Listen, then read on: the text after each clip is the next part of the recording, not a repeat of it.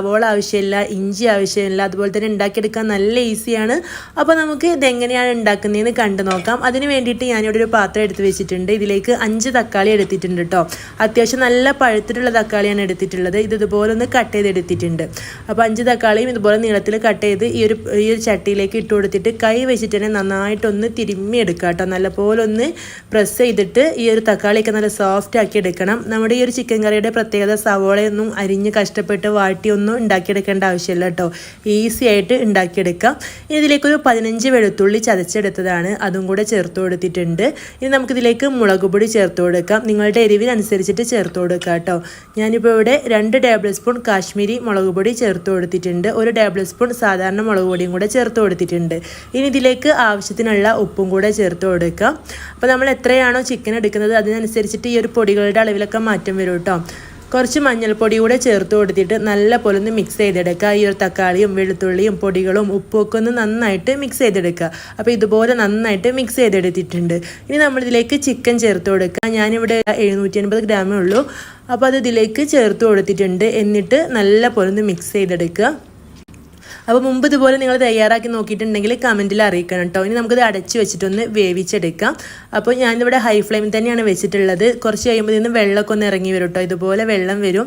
അപ്പോൾ നന്നായിട്ടൊന്ന് തിളപ്പിച്ചെടുക്കുക. ഫുള്ളായിട്ട് വേവിച്ചെടുക്കേണ്ട കേട്ടോ. ഒരു ഹാഫ് വേവാവുന്ന അത്രയും സമയം വേവിച്ചെടുത്താൽ മതി.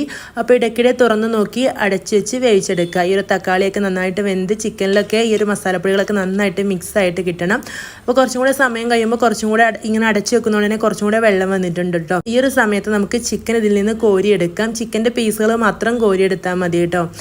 അപ്പോൾ ഒരുപാട് വെന്ത് പോകരുത്. അങ്ങനെയാണെങ്കിൽ നമ്മളിനി ഉടഞ്ഞു പോകാൻ സാധ്യതയുണ്ട്. അപ്പോൾ അതുപോലെ ഒരു ഹാഫ് വേവാവുന്ന സമയത്ത് തന്നെ ഫ്ലെയിം ഓഫ് ചെയ്തിട്ട് നമുക്കിതിൽ നിന്ന് ചിക്കൻ്റെ പീസുകൾ മാറ്റി വെക്കാം. എന്നിട്ട് ഈ ഒരു തക്കാളിയൊക്കെ നന്നായിട്ട് തവി വെച്ചിട്ട് ഉടച്ചു കൊടുക്കാം.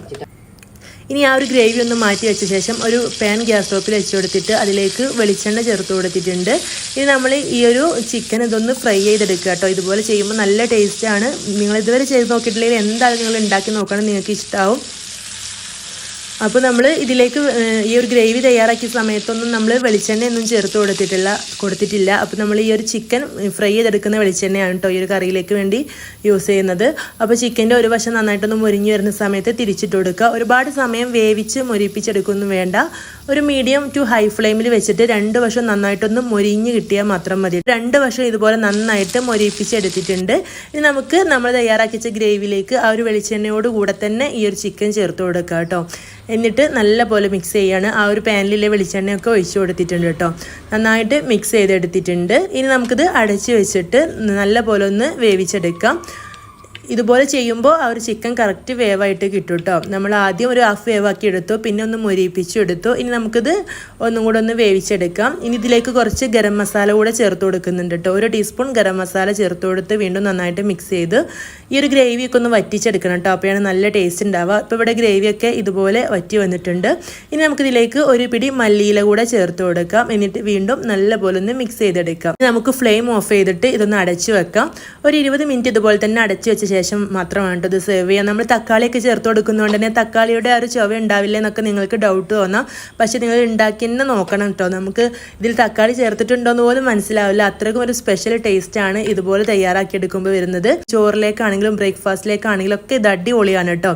നെയ്ച്ചോറിലേക്ക് നമ്മൾ കടായി ഒക്കെ ഉണ്ടാക്കില്ല, അതിന് പകരമായിട്ടൊക്കെ ഉണ്ടാക്കിയെടുക്കാൻ പറ്റിയ നല്ലൊരു സ്പെഷ്യൽ ഐറ്റമാണ്. അപ്പോൾ നിങ്ങൾ എന്തായാലും ഉണ്ടാക്കി നോക്കണം. റെസിപ്പി ഇഷ്ടമായിട്ടുണ്ടെങ്കിൽ മറക്കാതെ ലൈക്ക് ചെയ്യാനും ഫ്രണ്ട്സിനും റിലേറ്റീവ്സിനും ഒക്കെ ഷെയർ ചെയ്ത് കൊടുക്കാനും മറക്കരുത്. ഇനിയും ഇതുപോലുള്ള സിമ്പിൾ റെസിപ്പീസുമായിട്ട് വീണ്ടും കാണാം. താങ്ക്